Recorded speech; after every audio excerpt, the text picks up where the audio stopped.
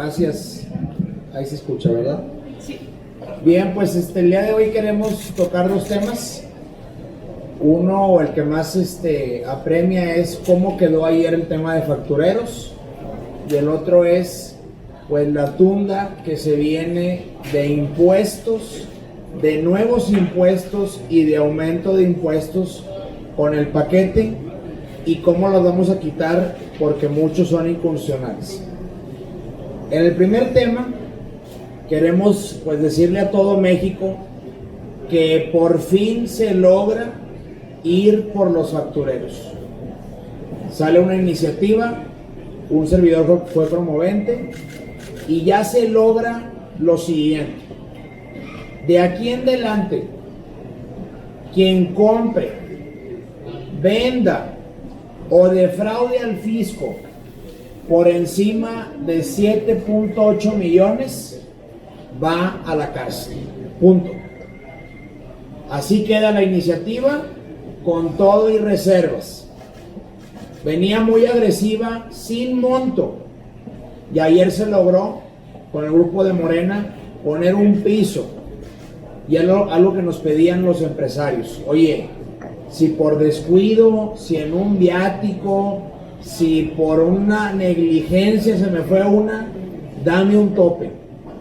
Y por eso creemos que es bastante decente poner que si superaste 8 millones en negligencias, pues no es un error de dedo, es definitivamente una defraudación.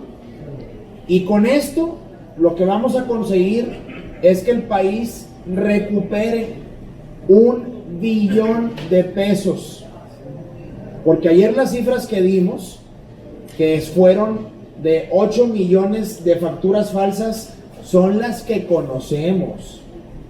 Hay mucho en el mercado negro, en lavado de dinero, inclusive en el contrabando, que no sabíamos. Por lo que la gran noticia para México es que por fin va a ir a la cárcel sin fianza el que compre o venda una factura o defraude al fisco por más de 8 millones de pesos.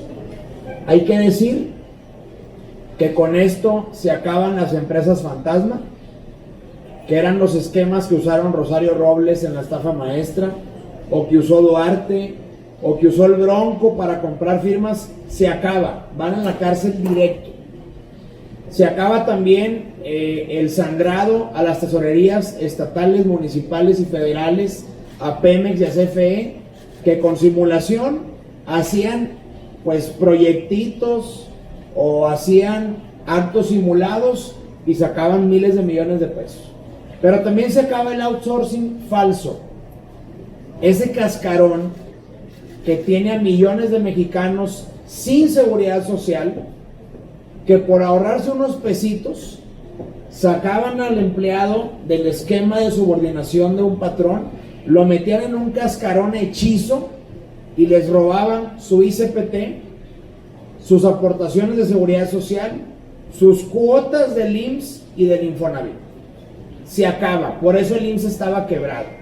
Todo eso se va, y por eso aplaudimos que ya el Senado pone la muestra y que todos los factureros y el outsourcing falso van a ir a la cárcel por lo patanes y ruines que han sido con el país y con la sociedad. Cabe advertir que hay un exceso y que se va a caer. Y ayer se lo dijimos, pero Morena no accedió. Es imposible, es incomparable la venta de una factura con terrorismo, armas nucleares y genocidios. Eso no ocupa ser abogado, es sentido común. Pero Morena se cierra, les dan línea y ya no pueden actuar en consecuencia. Entonces, el 1 de enero, que entra en vigor esta reforma, nos vamos a ir a una acción de inconstitucionalidad para decirle a la Corte dos cosas. Por un lado, no es seguridad nacional la compraventa de facturas, es un simple tema fiscal de macro y microeconomía, punto. Y se les va a caer toda esa parte. Y por la otra, y para defensa de las pymes y sobre todo de las medianas, pues obviamente no es ni prisión preventiva ni es seguridad nacional que por una error, omisión, falta de contabilidad, no subir la contabilidad electrónica, no tener un pago provisional hecho, tener una discrepancia fiscal, tener un contribuyente no localizado, eso no puede ser delincuencia organizada, por Dios. Delincuencia organizada es cuando 3 o más personas, de manera permanente y reiterada, se organizan para defraudar al fisco. Entonces no es posible que hayan metido en ese sistema a un contribuyente que quizá gastó de más en un mes comprándole a su esposa joyas, o que ese día no subió la contabilidad electrónica, o que el contador se equivocó y no hizo un pago provisional. Por Dios, eso no es delincuencia organizada, es un delito abierto, desproporcional, inconstitucional, porque hay un tratado que establece que los ciudadanos por deudas no podemos ir a la cárcel. Entonces, que tenga también el contribuyente toda la tranquilidad que esta iniciativa es para ir por el facturero, punto. Lo demás, en cuanto entre en vigor en enero, se va a caer porque es desproporcional. Imagínense ustedes los delitos de secuestro, de homicidio, que son de 25 a 40 años, son más leves que la compraventa de facturas, que es de 2 a 9 según Morena. Pues obviamente no lo es y se va a caer. Y en el otro tema, también muy importante, se viene una reforma fiscal donde nos mintieron, nos engañaron y nos traicionaron, porque este gobierno no dice las cosas como son. El secretario de Hacienda vino a decirnos que no hay nuevos impuestos. Yo le pregunto entonces por qué un servicio de Uber va a subir 33% si no hay nuevos impuestos.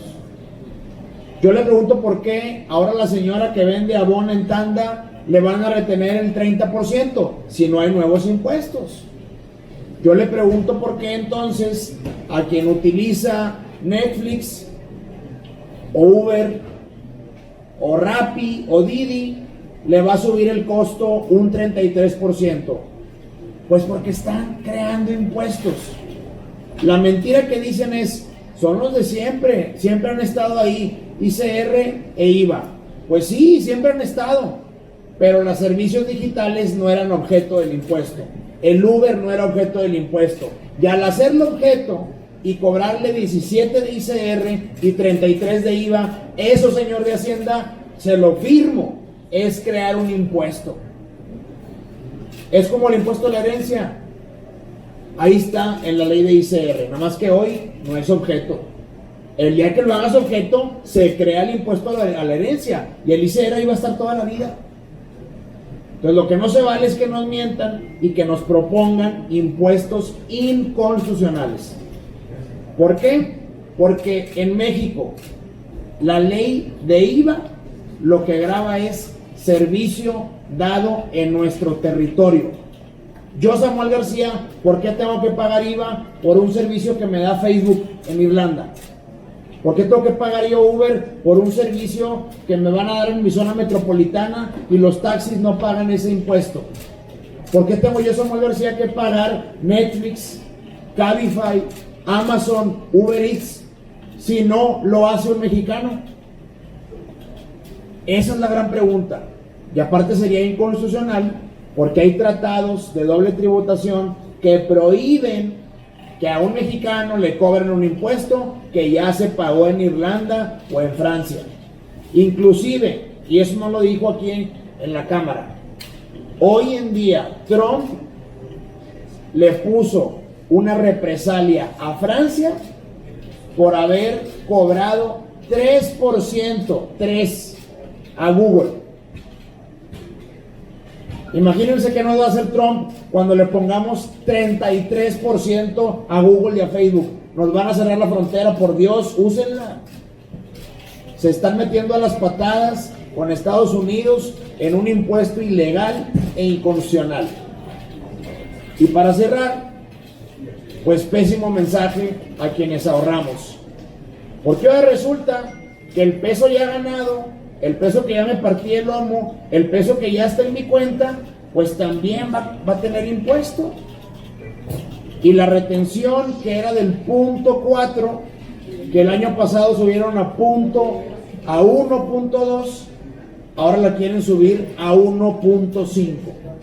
Entonces el que ya trabajó, el que ya ahorró y el que tiene dinerito en su cuenta, pues de nada sirve la tasa, compadre, porque van a quitarte el 1.5.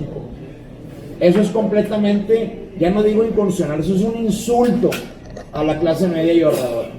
Entonces por eso, desde ahorita les decimos, no vamos a permitir que salga esa reforma fiscal.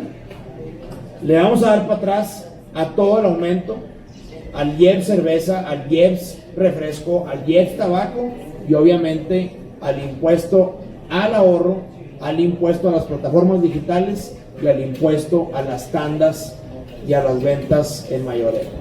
Muchas gracias. Senador, le pregunta Adrián Ojeda de CCO Noticias. Senador, lo que aprobado ayer, ¿considera usted que es una persecución fiscal? O sea, porque tienen todos los elementos para, si a alguien no le cae bien, ponerle un 4 y es terrorismo fiscal. Yo no lo llamaría terrorismo, porque si un contribuyente omite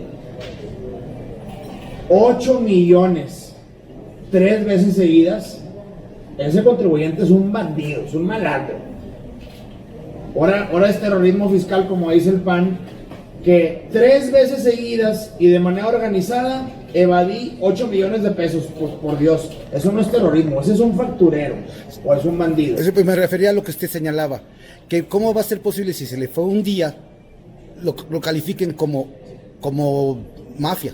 Lo que hay ahí es que hubo un exceso y no le pusimos un candado a la defraudación fiscal, y es lo que vamos a hacer en la corte y decirle: a ver, señor, todo lo que no es compraventa de facturas o defraudación fiscal grave no puede ser prisión preventiva, y son todos los ejemplos que acabamos de poner.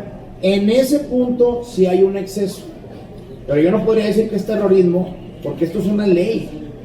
Hay luego que ver quién la va a aplicar, y el que la aplica se va a topar con la Suprema Corte en enero, cuando se le caiga todo este mureo que Morena excedió. ¿Alguien más, compañero? Le pregunta Luis Díaz de Revolución 3.0. Senador, al margen de este tema que lo agotó bien y creo que lo ha explicado, el día de ayer Salvador García Soto en el Universal publicó que ya están haciendo acuerdos, y no me refiero a su persona, sino personas de su partido, para eventualmente hacer alianzas políticas en 2021 con Acción Nacional.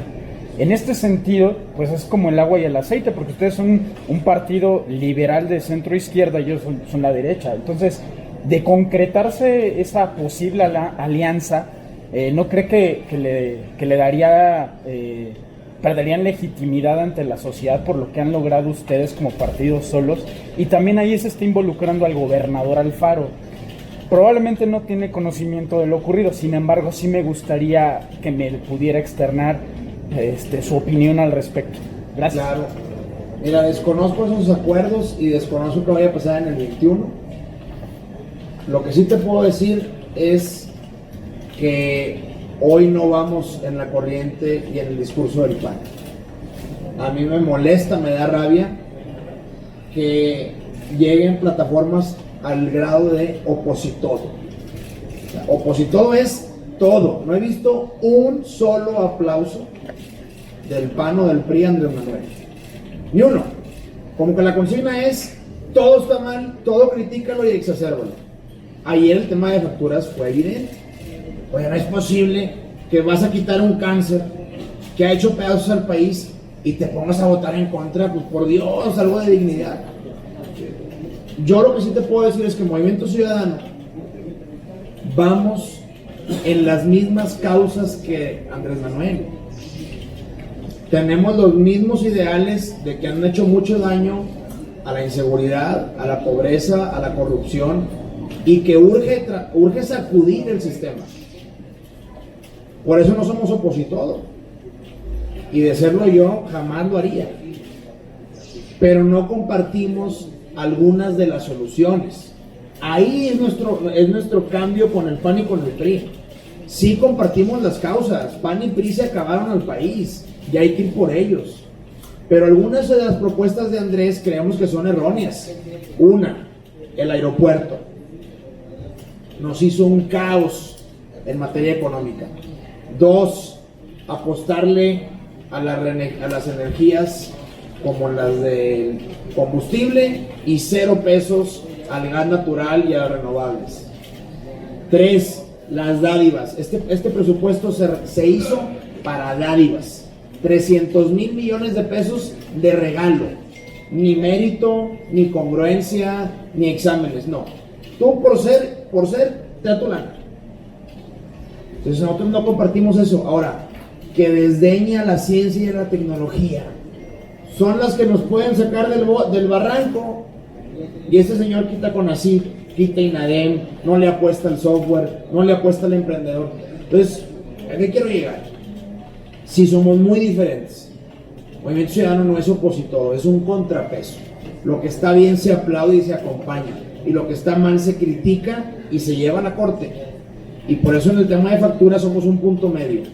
Bien por ir por el facturero, pero mal en haberte excedido en el contribuyente de a pie. ¿Y qué vamos a hacer? A favor lo que está bien y a la corte lo que está mal. Y esa va a ser mi postura, no de aquí al 21, de aquí hasta que me muera. Eso debe ser un legislador. Y desgraciadamente aquí vemos intereses muy mezquinos de opositodo o de inclusive autoritarismo, y eso no lo puede permitir el país.